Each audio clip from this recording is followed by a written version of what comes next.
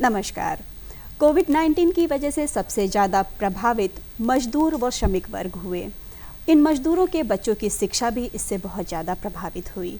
कोविड-19 के चलते शिक्षा में जो रुकावटें आई, इसमें आंगनबाड़ी अपनी मुख्य भूमिका निभा रहा है। आइए चर्चा करते हैं इन्हीं कुछ बिंदुओं पर। आज हमने इस कार्यक्रम में आमंत्रित किया है अंतर्राष्ट्रीय एथलीट नीलू मिश्रा जी को। नीलू जी, बहुत बहुत स्वागत है आपका हमारे कार्यक्रम में। Thank you. नीलू, जैसे हमारे प्रवासी मजदूर हैं, सबसे ज़्यादा प्रभावित हुए कोविड-19 में और इनके बच्चों की शिक्षा बहुत ज़्यादा प्रभावित हुई, तो किस तरह से इनकी शिक्षा सुचारू रूप से चल रही है? बिल्कुल, जब प्रवासी मजदूर आना शुरू हुए तो सबसे बड़ा काम था उनको रिकॉग्नाइज़ करना, क्योंकि बहुत सारे लोग थे जो कि रजिस्टर्ड होकर के आए थे, बहुत सारे ऐसे लोग थे जो कि नॉन रजिस्टर्ड थे, डायरेक्ट आ गए थे बिना किसी गवर्नमेंट इन्फॉर्मेशन के लिए। तो इसमें हम लोग का बाल विकास विभाग ने बहुत अच्छा काम किया स्वास्थ्य विभाग के साथ मिलकर जी। तो आशा, आंगनवाड़ी और एएनएम ने इन लोगों का सबसे पहले सर्वे किया। सर्वे करके लिस्ट बनाई गई जो इस तरह के फैमिली थी, उसमें हम लोग अलग अलग कैटेगरी डिसाइड किए। सबसे पहले हमारी प्रेग्नेंट लेडीज़, फिर 7 माह से 3 वर्ष के बच्चे, फिर 3 से 6 वर्ष के बच्चे जो प्री स्कूल एजुकेशन लेते हैं, फिर उसके बाद के जो बड़े बच्चे हैं उनकी लिस्ट बनाई गई जी। और उसके बाद उनका स्वास्थ्य परीक्षण कराया गया, बाकायदा उनका राशन कार्ड के लिए नॉमिनेशन हुआ, क्योंकि खान पान भी बहुत ज़रूरी है। फिर एजुकेशन की जहाँ तक बात है, अभी तो कोई ऐसी पढ़ाई हो नहीं रही है कि उनको स्कूल में जाया जाए, लेकिन उनका नाम लिस्ट बना करके रजिस्ट्रेशन के लिए निकटतम प्राथमिक स्कूल में या जो गवर्नमेंट के स्कूल हैं वहाँ सूची दी जा रही है एजुकेशन डिपार्टमेंट को। वो हम लोग का विभाग ही वो सूची बना रहा है जी। और साथ में जो हेल्थ सर्विसेज थी वो ज़्यादा इम्पॉर्टेंट थी, क्योंकि सबकी जांच कराना बहुत इम्पॉर्टेंट था।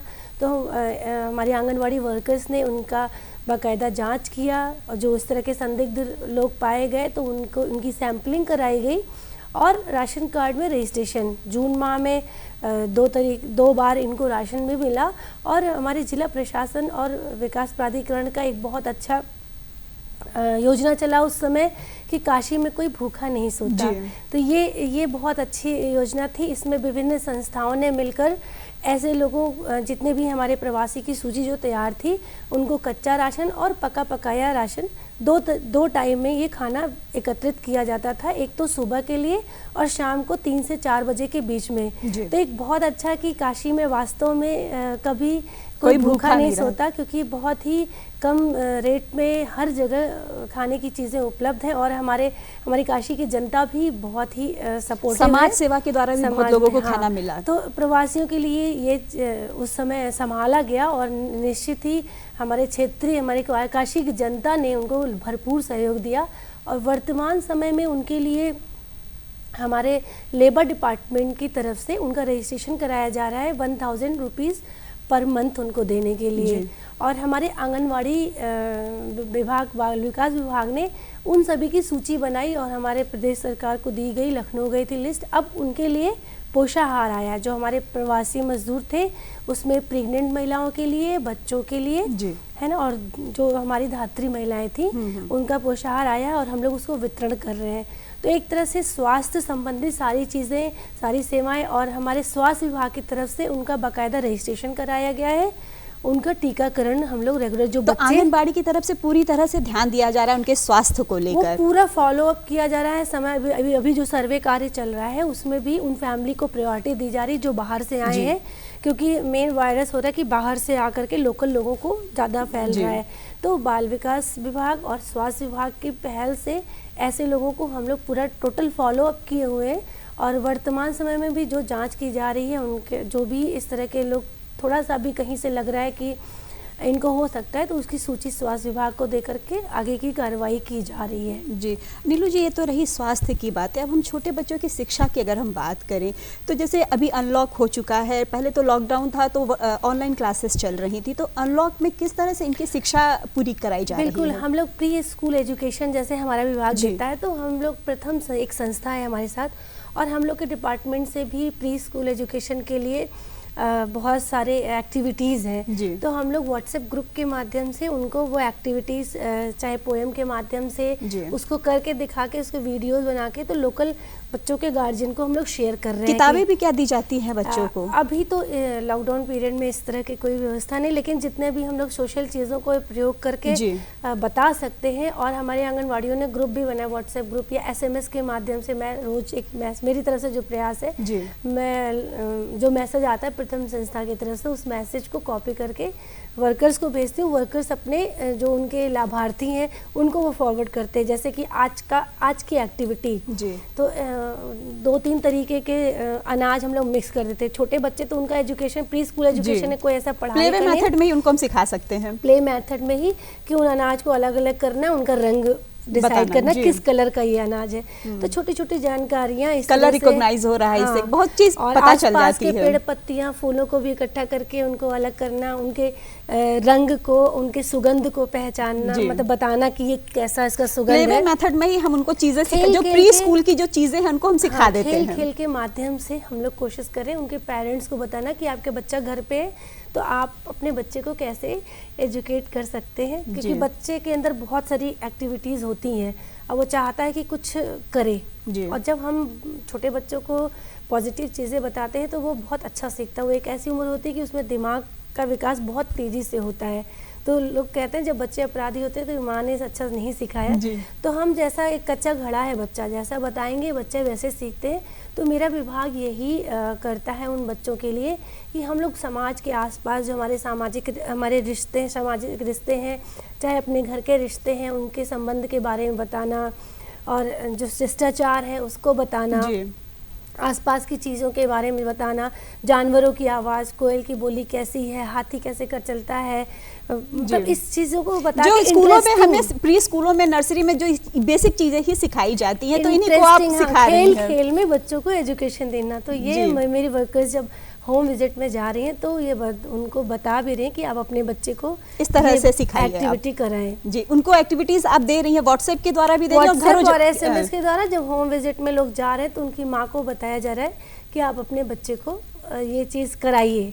एक बार मैंने पेपर में भी कुछ लिख करके उनको फोटोकॉपी करा के दिया है कि इनके घर घर भी बांट दो, ताकि जब भी माँ खाली रहे तो अपने बच्चे को ये एक्टिविटीज कराती रहें। तो इससे भी थोड़ा सा उनकी शिक्षा बाधित नहीं होगी। अच्छा लग रहा है कि अगर आंगनवाड़ी केंद्र में बच्चे नहीं आ रहे हैं, क्योंकि अभी बुलाना भी ठीक नहीं है, तो घर पे माँ कैसे उनको टीच करे ये चीज़ बताई जा रही है। जी नीलू जी, जैसे मजदूर वर्ग है उनको आर्थिक रूप से आत्मनिर्भर बनाने के लिए कौशल विकास रोजगार की शुरुआत की गई, तो इसके बारे में आप क्या बताना चाहेंगे हमारे दर्शकों को? लोकल लेवल पे तो बहुत सारी जो ये तो प्रवासी की बात है, वैसे तो बहुत सारी योजनाएं हैं, बहुत सारी अलग अलग विधाएं हैं जिनको आप सीख सकते हैं। लेकिन जो प्रवासी आ रहे हैं उनके लिए भी उनका भी नाम रजिस्टर्ड कराया गया है रोजगार की तरफ से, क्योंकि बहुत सारे अभी गवर्नमेंट के अनाउंसमेंट भी हो रहे हैं कि कोई कुछ करना चाहता है, क्योंकि मोदी जी ने कहा ना वोकल और वोकल, ठीक है।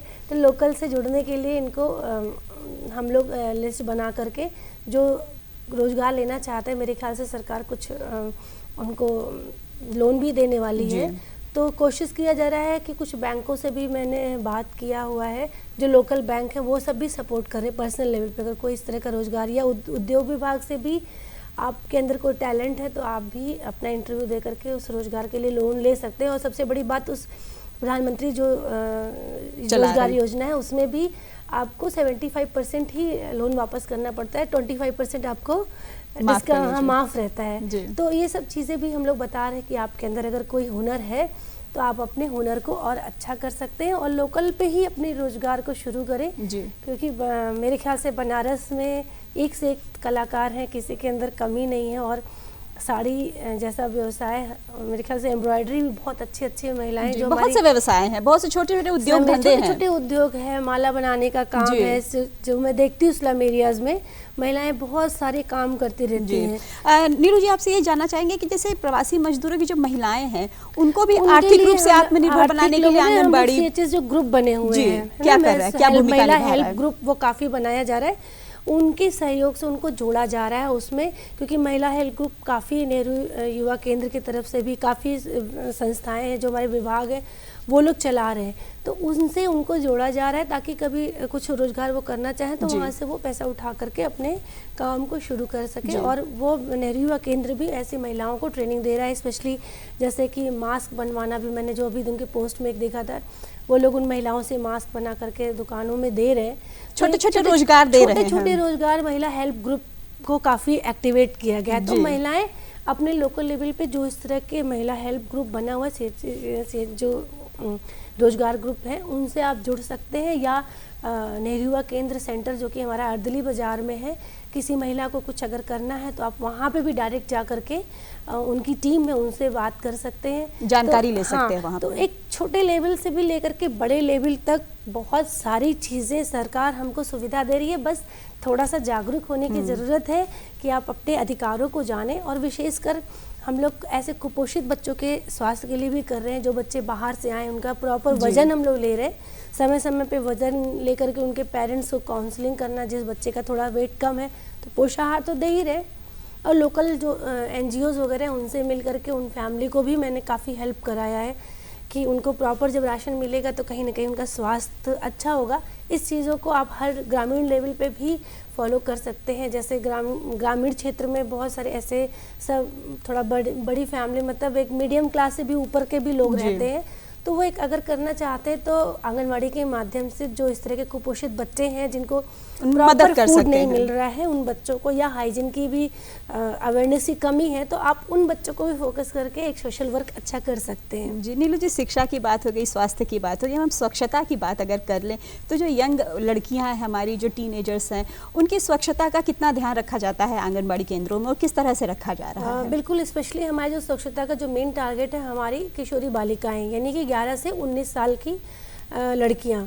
वैसे तो हम लोग महिलाओं को भी बताते हैं, जो प्रेग्नेंट लेडीज़ हैं या जो भी हमारे लाभार्थी, उनको इसलिए क्योंकि बात करते हैं गर्भवती महिलाओं की, उनके स्वच्छता की बात, तो कहीं ना कहीं अगर हम सही से वो साफ सफाई से नहीं रहेंगे तो UTI होने के बहुत सारे चांसेस होते हैं। और दूसरा, जब बच्चा धात्री महिलाओं की बात करें तो उनका बच्चा 6 महीने तक सिर्फ माँ के दूध की बात करते हैं, वहाँ पे स्वच्छता की बात इसलिए आती है जब माँ का दूध बच्चा पीता है तो अगर साफ़ सफाई से ना पिलाया जाए तो सीधे उसके मुंह में, क्योंकि माँ का स्तन कहीं ना कहीं हम लोग घर में महिलाएं नॉर्मली होता खाना बनाती रहती हैं और बच्चे को फीड कराती रहती हैं, तो वो भी पसीना जाता है जो कि इन्फेक्शन का एक बहुत बड़ा कारण होता है। तो वहाँ पे भी बताया जाता है कि जब भी बच्चे को दूध पिलाएं तो अपने स्तन को साफ कर लें और अपने टेम्परेचर को नॉर्मल रखें। हाँ, बच्चे को सिर्फ माँ का दूध पिलाएं 6 महीने तक। कोई ऊपरी, क्योंकि ऊपरी दूध देना वो भी स्वच्छता में ही एक श्रेणी में आता है, वो गंदगी सबसे ज़्यादा होती है, वो भी कुपोषण का कारण है। फिर 7 माह से 3 वर्ष के बच्चे जो होते हैं वो भी खेलते रहते हैं खेल मैदान में, क्योंकि जब एक्टिव होना शुरू करते हैं नॉर्मली उसी श्रेणी में कुपोषण ज़्यादा होता है। और कुपोषण का सबसे बड़ा कारण कहीं ना कहीं स्वच्छता में कमी होना। जब बकैयाँ चलना शुरू होते हैं, गंदी चीज़ लेकर के मुंह में खाना शुरू करते हैं, या गंदे हाथ से भी खाना लेकर के मुंह में डालते हैं, तो जब गंदी चीज़ जाएगी तो कहीं ना कहीं इन्फेक्शन होगा और लूज मोशन और डायरिया जैसी बीमारी। जब एक बार डायरिया होने लगता है तो वेट बहुत तेज़ी से गिरता है। उस समय लोगों को बताया जाता है कि अपने बच्चों के साफ़ सफाई, उनके नाखून कटे होने चाहिए, बच्चा साफ़ सुथरा नहाया धोया होना चाहिए, और जो हमारे घर में खाना पकता है वो भी एक स्वच्छता है। साफ़ सफाई से अगर हम खाना बनाते हैं तो वो शरीर में लगता है, गंदगी से खाना बनाया हुआ कहीं ना कहीं वो नुकसान करता है। और घर के आसपास का एरिया, हम घर साफ़ करते हैं, घर का साफ़ सुथरा, हम अपने शरीर को साफ़ करते हैं और खाना भी साफ़ सुथरा खाते हैं, लेकिन हम अपने घर के बाहर अपने घर का कूड़ा निकाल के फेंक देते हैं। आसपास का माहौल भी सुरक्षित और बाहर निकलते हैं तो खेलते तो बाहर ही है, तो वो वहाँ से इन्फेक्शन लेकर के आते हैं। तो हम अपने घर की सफाई, अपने किचन की सफाई, अपने शरीर की सफाई, अपने कपड़े की सफाई के साथ साथ अपने घर का दरवाजा, अपने आसपास के माहौल को भी साफ सुथरा रखें। ये हम लोगों को बताते हैं। जी, यंग लड़कियों को किस तरह से व्यक्तिगत सुरक्षा के बारे में बताती हैं? किशोरियों के स्वच्छता की बात जी, वो सबसे पहले 11 से 13 साल की लड़कियों में पीरियड्स का टाइम शुरू होता है। उस समय लड़कियां कभी न कभी शर्माती हैं या लोगों को बताती नहीं है, या जानकारी की कमी होने के कारण कभी कभी लड़कियां पैड का यूज़ नहीं करती हैं या गंदे कपड़े लेती हैं। नॉर्मली अभी भी गाँव में लड़कियां क्या करती हैं, पत्ते के बीच में राख रख करके भी वो पैड बना तरह करके उसको यूज़ यूज़ कर करती लेती हैं, हैं, जी, वो जो बहुत कि हानिकारक है। स्वास्थ्य के लिए बहुत हानिकारक है। तो ये भी एक स्वच्छता की ही बात होती है। तो लड़कियों को ये बताया जाता है सबसे पहले सैनिटरी पैड का यूज़ करो। अगर सैनिटरी पैड नहीं है तो डेटॉल साबुन से धुला हुआ सूती कपड़ा साफ धूप में सुखाया हुआ वो करो। अपना पैंटी जो अंडरगारमेंट है वो धूप में सुखा, कम से कम 2-3 घंटे उसको धूप में सुखा करके पहनना चाहिए, क्योंकि गीले में फंगस लग जाता है जिससे कि इन्फेक्शन होने के चांस होते हैं। फिर टिटनेस का टीका लगना चाहिए ताकि आपको कोई इन्फेक्शन है, क्योंकि लड़कियां जब एक बार उनको यूटीआई हो जाती है तो ज़िंदगी भर वो कभी खत्म परेशानी नहीं होता। होती और रहती है। जब फ्यूचर मदर्स होती हैं, जब वो प्रेग्नेंट होती हैं डिलीवरी के समय, तो यूटीआई होने के बाद कभी कभी टिटनेस की बीमारी हो जाती है। तो टिटनेस का 2 टीका लगता है, उससे काफ़ी उनको बचत होती है। फिर उनके खान पान की बात हम लोग करते हैं कि उनको ऐसा खान पान दिया जाए कि उनके शरीर को लगे, वो एनीमिक ना हो। आयरन की गोली हर हफ्ते हम उनको देते हैं, महीने में 4 गोली दी जाती है आंगनवाड़ी केंद्र पे।